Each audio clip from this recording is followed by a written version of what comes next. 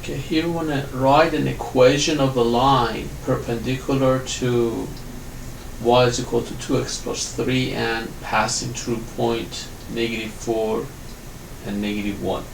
So this is a reference line that we have, y is equal to 2x plus 3. If my line is perpendicular to this, the slope of my line would be negative and reciprocal of the slope of this reference line. Since this is given to me in the form of y is equal to mx plus b, I can quickly find the slope of the reference line, which is equal to 2. Now, keep in mind that if this equation was not in this form, then we had to solve for y to get it to this form, and the coefficient of x would be the slope. So I know the slope of the reference line is equal to 2.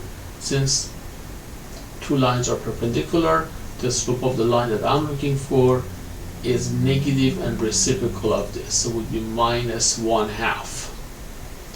If instead of perpendicular I had parallel, then the slope would be exactly the same. The slope of my line would be also 2. So now I can use point slope formula or slope intercept formula to write the equation of the line. I prefer to use y is equal to mx plus b, because I can treat this given point as point P, and this would be my x and this would be my y. So I'm going to substitute for each y -1, and now I know my slope is -1/2. My x is -4 or -4/1, then I can quickly solve for b. So here I would have -1 is equal to -1/2 times -4 would be 2.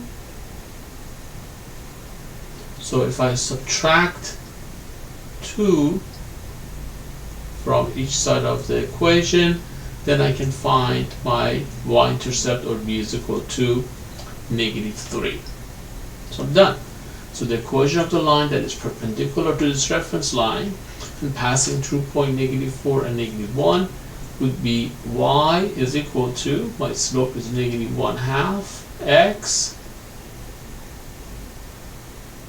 plus, now I know my b is -3, so it would be y is equal to -1/2 x minus 3.